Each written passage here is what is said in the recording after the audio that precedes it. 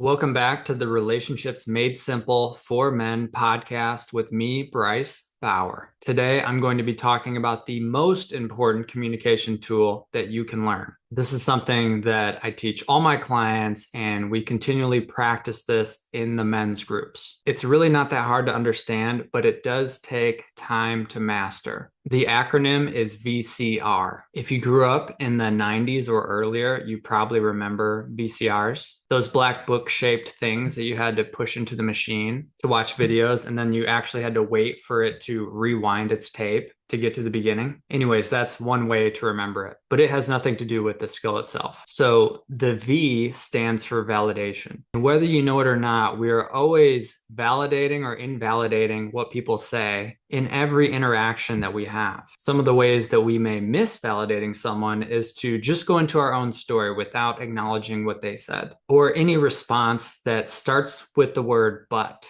The word but almost always means invalidation. Here's an example. You didn't follow through with what you said you were going to do. And if the response is, yeah, but I had a lot of stuff going on, even though you said yeah, the but cancels that out, and it's an excuse for what you did or didn't do. Now, I'm not saying you shouldn't use the word but ever. It's just something to pay more attention to. There are also facial gestures, eye rolling, sighing, folding your arms and looking away. These are little ways that we invalidate what someone's saying. And you know what I'm talking about if you've been on the other side of this. For some of you, it might feel like you never get validated. Anything you say is always met with resistance or dismissal or excuses. And over time, this can be crazy making. It can feel really frustrating to never feel like your partner cares what you have to say or is even working to understand you. So I just wanted to plant a flag as to what invalidation looks like so that you can better understand what validation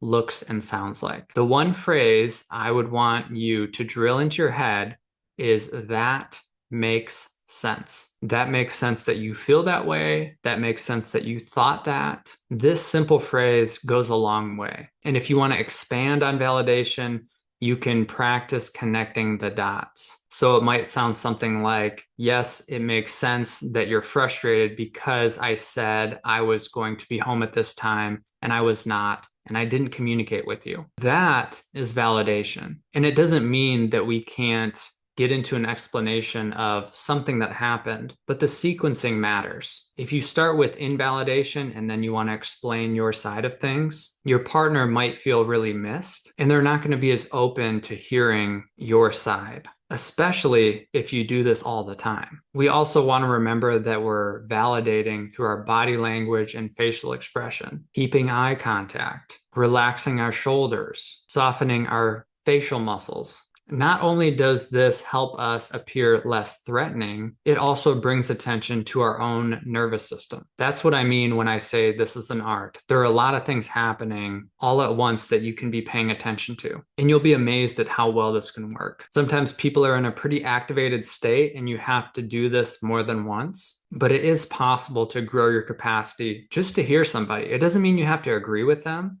Some people think that's what validation is agreeing. It's not. It's simply confirming what they're seeing and feeling and thinking. So that's it. Remember, that makes sense. Now, the C stands for curiosity. And this one can be tough for some people because there are a lot of different directions it could go. But in simple terms, it's asking questions to deepen understanding. Now, this is something I'm really good at because I'm basically a professional question asker, and people pay me to ask them good questions so that they can frame things in a way that makes sense to them. But a lot of people don't know how to ask good questions. They only know how to talk about what's going on in their head, or they know how to ask, how was your day? Where did you go? What did you do? And those questions are fine. But if you want to help someone feel really understood emotionally, you need more questions in your bag. One question I like to introduce to people is, what's that like? Or what was that like? So if we're using the being late example, and you validate by saying that makes sense and here's why, a good follow-up question would be,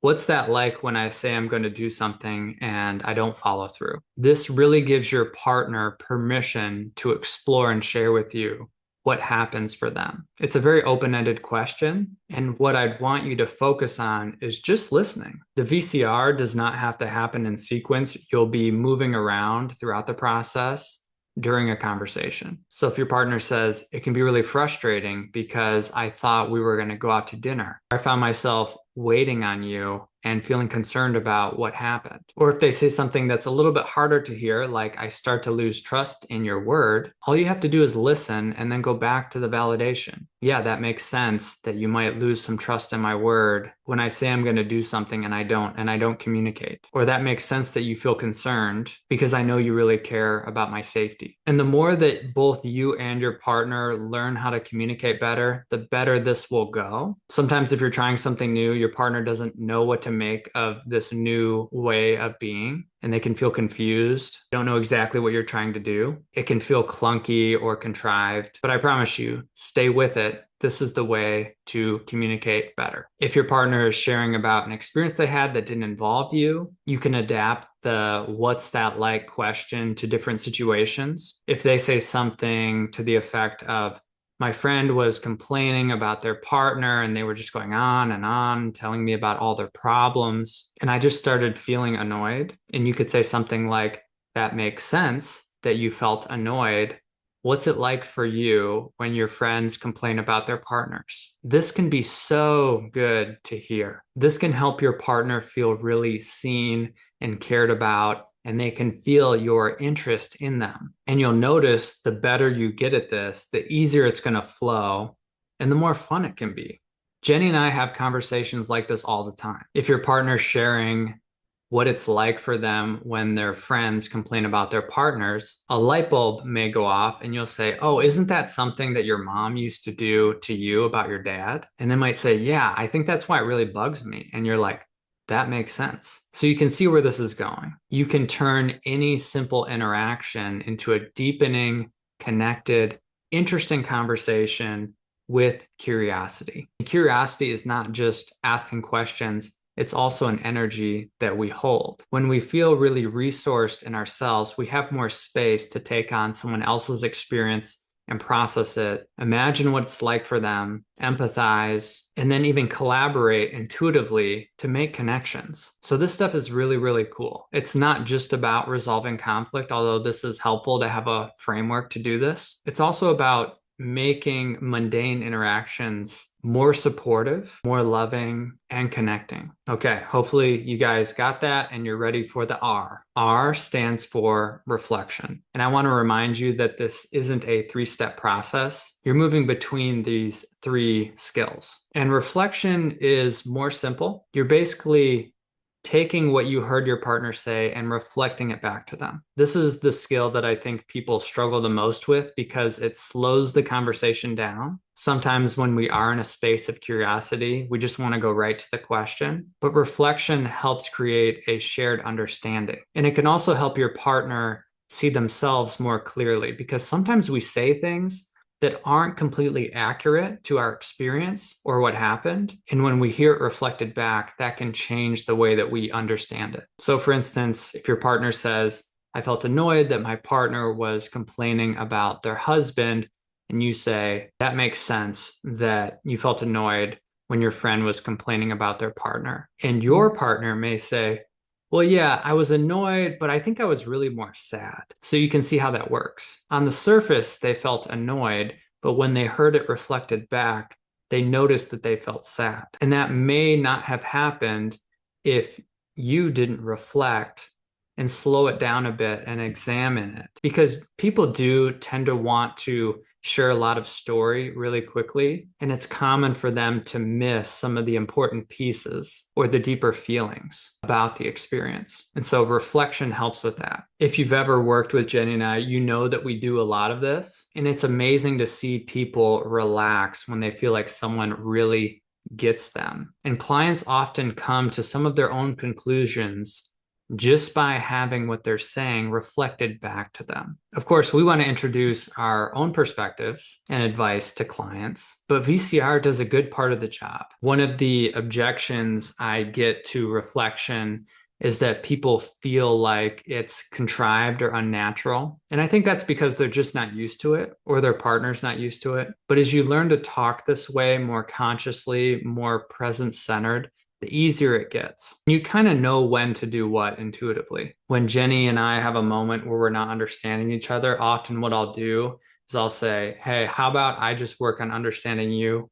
I'll just do some reflection and validation. How does that sound? And that really works for Jenny. And it's a reality that sometimes we have to take turns with this. If there's activation, emotions are elevated, but this is the best way I know how to do this. You also don't have to reflect back exactly what you heard. You can put it into your own words, and your partner can correct you if they think that you didn't get it right. But to be safe, I'd usually want to use their exact words until you kind of build up a trust that you both are trying to understand. It is very interesting watching heterosexual couples try to do this because I see how naturally women can do this. They're more naturally attuned for the most part, and how quickly men want to go into fixing and kind of struggle to slow down and actually use the tools. So if you're trying this with your partner, feel free to throw my name into the mix and say, hey, I listened to this guy and he said do this, and this is what I'm going to try to do. Sometimes it helps to have some context. But even if you just start doing this today, I think the success rate of your partner feeling more understood, more connected, you being more present in the conversation is very, very high. So don't forget this acronym, VCR. Validation, curiosity, and reflection. If you need more help with this, feel free to reach out to me for support. Like, follow, share, comment if you like what I have to say. I'd love to hear from you, and I'll be back next week with another episode. Peace.